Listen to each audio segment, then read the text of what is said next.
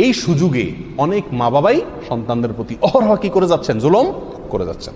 কি কি জুলুম করে থাকেন তার ভিতরে একটা যদি আমরা বলি, ইনসাফ না করা, যেটা আমাদের ঘরে ঘরে আমাদের সমাজে দেখা যায়। 4 জন 5 জন 6 জন সন্তান আল্লাহ তাআলা দিয়েছেন কোনো মা বাপকে। এই সন্তানদের মধ্যে কি করতে হবে? ইনসাফ করতে হবে।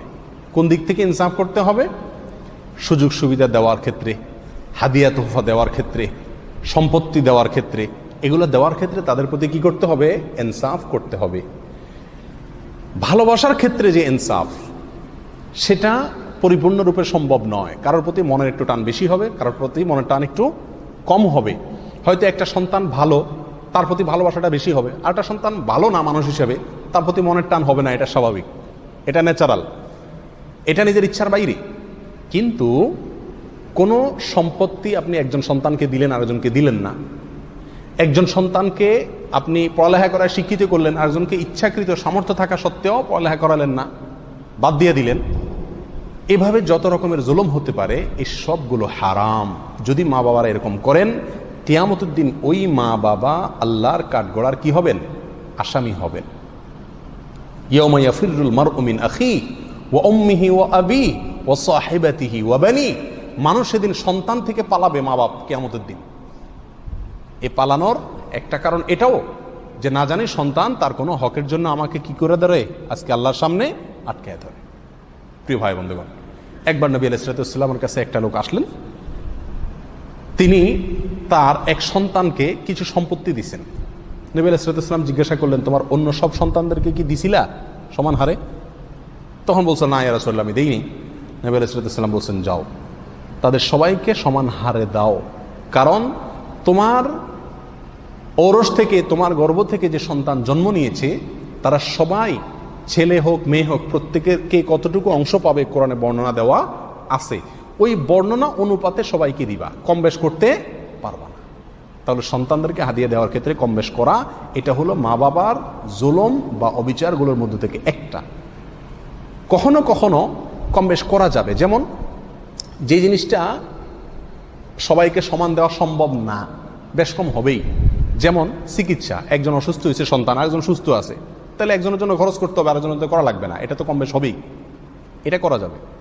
একজন হয়তো ভালো ছাত্র, সে একটা স্কুল কলেজে চান্স পাইছে, তার পেছনে খরচ বেশি লাগতেছে। আরেকজন ভালো ছাত্র, সে চান্স পাই নাই, তো তার পেছনে খরচ লাগতেছে না। বা একজন পড়ালেখা করছে, আরেকজন করে না, নিজে নিজে পড়ালেখা থেকে সে সরে গেছে, তাহলে সেক্ষেত্রে এখানে কম বেশ তো হবেই খরচের ক্ষেত্রে। কাপড় চোপড় কেনার ক্ষেত্রে একটা বড় ছেলে তার জামা কিনতে টাকা বেশি লাগবে, একটা ছোট ছেলে তার জামা কিনতে টাকা কম লাগবে, এখানে তো বেশ কম হবেই। এই বেশ কম মাফ, এই বেশ কমের সমস্যা নাই। জমি লিখে দিলেন, ক্যাশ টাকা দিলেন, স্বর্ণ গয়না দিলেন, অথবা যে কোনো মূল্যবান সম্পদ এক্সট্রা দিলেন, এই দেওয়ার ক্ষেত্রে সবাইকে কি দিতে হবে? সমান হারে বন্টন করতে হবে। হ্যাঁ, যদি সন্তানরা সবাই বাবা মাকে মাফ করে দেয়, যে আমার বাবা মা অবিচার করছে অথবা কম বেশ দিছে, আমি আমার হক মাফ করে দিছি, সমস্যা নেই, আমার বাইরে বেশি দিছে, আমি মাফ করে দিছি, তাহলে বাবা মার আল্লাহর কাছে কি হবে না? পাকড়াও হবে না। কিন্তু কোনো সন্তান যদি তার হককে আটকায় রাখে, তাহলে আল্লাহর কাঠগড়ায় বাবা মা কি হবেন? আসামি হয়ে দাঁড়াবেন। আমাদের দেশে ঘরে ঘরে এই সমস্যাটা আজ বিরাজ করছে। মেয়ের প্রতি একটু টান বেশি, তাকে জমি লিখে দিস। বড় ছেলের প্রতি একটু টান বেশি, তার আরেকটা জমি লিখে দিস। হয় কি হয় না এই সমস্যাগুলো? আল্লাহ তাআলা আমাদের মা বাবাদেরকে সঠিকটা বুঝার তৌফিক দান করুন। আল্লাহর ভয় সন্তানের মধ্যে যেরকম থাকতে হবে, মা বাবার মধ্যেও কি সন্তানের ব্যাপারে আল্লাহর ভয় থাকতে হবে এবং রাখতে হবে। আরেকটা অবিচার হয়, সেটা হলো ইনকামের ক্ষেত্রে।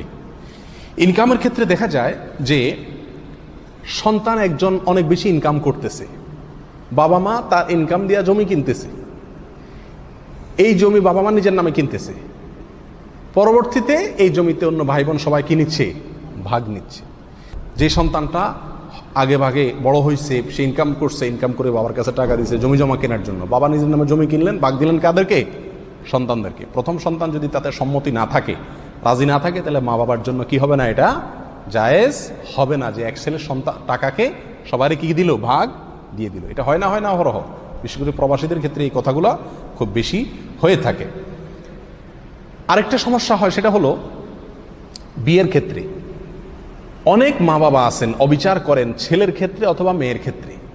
উপযুক্ত পাত্র পাওয়ার পরেও বিয়ে দেন না, বাবা হয়তো চায় যে তার বোনের মেয়ের সাথে বিয়ে হোক, মা টানে তার বোনের মেয়ের সাথে বিয়ে হোক, এবং এক্ষেত্রে সন্তানের প্রয়োজন, সন্তানের সুবিধা, এদিকটা না দেখে নিজেদের সুবিধা দেখে তাদেরকে বিয়ে দেয়। অনেক সময় দেখা যায় মেয়ে বড় হয়ে গেছে, শত শত মেয়েদের অভিযোগ মা বাবা বিয়ে দেন না। অনেক সময় দেখা যায় মেয়ে ছেলে তারা দিন পছন্দ করে, মা বাপ দিন পছন্দ করে না, তারা পয়সা চায়।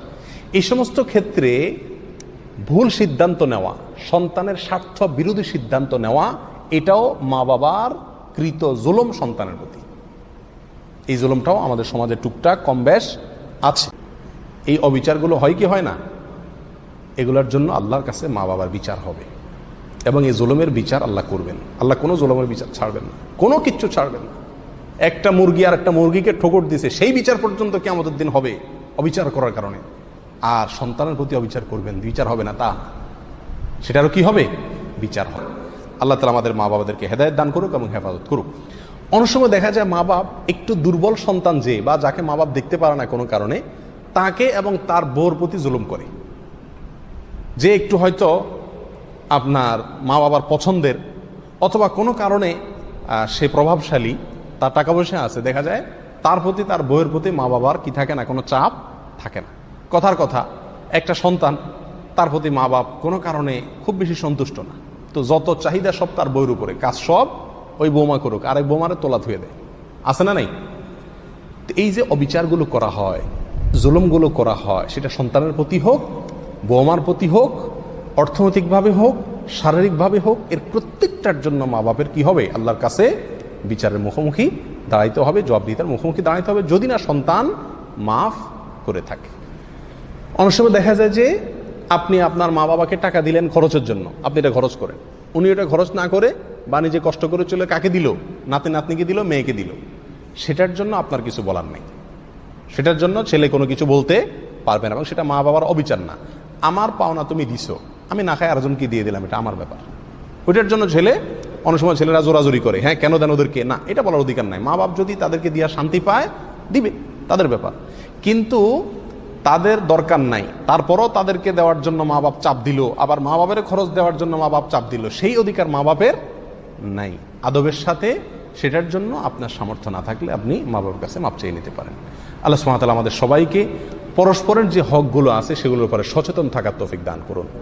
মনে রাখা উচিত, দুনিয়াতে মা বাবা, সন্তান, স্ত্রী, বন্ধু, ভাই বোন, এগুলো আছে, আখেরাতে এগুলো, এই পরিচয়গুলো খুব বড় হয়ে থাকবে না। সেখানে সবাই চাইবে একটা নেকি আমি যদি কারোর কাছ থেকে পাই, সেটা আদায় করলে আমি জান্নাতের পথে আগায় গেলাম। দুনিয়াতে আমরাই, কিন্তু আখেরাতে আমরাই থাকবো না, প্রত্যেকে আমি থাকবে, প্রত্যেকে যার যার ইয়ানফসি করবে। বিধায় লেনদেন করব, হক আদায় করব আখেরাতের কথা মাথায় রেখে। বাপ সন্তানের বিরুদ্ধে দাঁড়াবে, সন্তান বাপের বিরুদ্ধে দাঁড়াবে, স্বামী স্ত্রীর বিরুদ্ধে দাঁড়াবে, স্ত্রী স্বামীর বিরুদ্ধে দাঁড়াবে। বিধায় আল্লাহর কাছে আমি পরিষ্কার কিনা, কারোর হক আমি আটকে রাখলাম কিনা, এই বিষয়টা সম্পূর্ণ ক্লিয়ার করতে হবে। আল্লাহ তাআলা আমাদের সবাইকে আমল করার তৌফিক দান করুন। তারপরে তার বাপ মায়ের কারণে বিয়ে করতে পারবে, বাপ মা জাহেল না হয় জালেম। আল্লাহ কোরআনে এই দুটি গুণ একটি আয়াতে বলেছেন, যে আয়াতটায় আসমান জমিন পাহাড়কে আল্লাহ শরীয়তের দায়িত্ব দিতে চেয়েছেন, আমানত সব নিতে চাইনি। ইন্না আরাদনাল আমানাতা আলাস সামাওয়াতি ওয়াল আরদি ওয়াল জিবাল ফাআবাইনা ইয়াহমিলনাহা ওয়া আশফাকনা মিনহা ওয়া হামালাহাল ইনসান ইন্নাহু কানা যালুমান জাহুলা। সুবহানাল্লাহ। কোরআনে কারীম শুধু তরজমা পড়লে হবে না, আর কোরআনে কারীমে তেলাওয়াত করে না হাফেজ হয়তো মোটেই হবে না। এটা প্রথম কদম আপনার, কোরআনে কারীমের গভীরতা আপনি ঢুকেন, যে আমাদের সমাজের যেসব বাপ মা হয় জালেম না হয় জাহেল, তারাই ছেলে মেয়েদের উপর জুলুম করে। তার মেয়েগুলির বিয়ে হয়নি, সেই জন্য ছেলের বিয়ে দেবে না, ঠিক না? ছেলে চাকরি পায়নি, সরকারি লেখাপড়া করেছে, সেই জন্য বিয়ে দেবে না। ছেলে বিদেশে আসতে পারেনি, কাজে লাগতে পারেনি, বলছে আব্বা আমি খেটে খাবো, আমি ব্যবসা বাণিজ্য কিছু করবো, খেতে পারবো আমি করে, তারপরে বিয়ে দেবে না। কাজ করছে, আরো জাহেল আর জালেম, কেউ জালেম, কোন বাপ মা জালেম, কোন বাপ মা জাহেল, দুটোর একটা অবশ্যই আছে। আল্লাহ এমনি বলেননি যে ইন্নাহু কানা যালুমান জাহুলা। মানুষ যে শরীয়তের আমানত উঠিয়েছে, উঠার পরে জুলুম করে, না হয় জেহালতি করে, অজ্ঞতার পরিচয় দিয়ে থাকে, হয় দিনের মাসাইল জানে না, ছেলে মেয়েদের চাহিদা পূরণ করতে হবে, যে আল্লাহ পাক পূরণ করতে বলেছেন, শরীয়ত মোতাবেক পুরা করতে হবে। পূরণ করতে চায় না, জাহেল। আল্লাহর দিনের আকাম, বিধিবিধান, বিবাহ, শাদী, হেজাব, পর্দা, আর দেবর ভাসুর, এদের থেকে যে পর্দা, বউগুলোর পর্দা করাইতে হবে, জাহেল, কিছু বুঝে না। যদি পর্দা করাইতে চান তো বাপ মা আপনার দুশ্মন হয়ে যাবে। আর নয় জালেম। জালেম কিরকম না, এখনই যদি ছেলে বিয়ে দিয়ে দিই তাহলে টাকা পয়সা দিবে না রে, বন্ধ করে দেবে, হিসাবই হয়ে যাবে, শ্বশুর বাড়ি টাকা পাঠাবে, হিসাবই হয়ে যাবে, কিছুদিন টাকা পয়সা খেয়ে নে, চুষে নে, তারপরে বিবাহ সাথে 5-10টা বছর চুষ ওকে, তারপরে তখন বিয়ে দেবে। জালেম না হয় জালেম, না হয় জাহিল।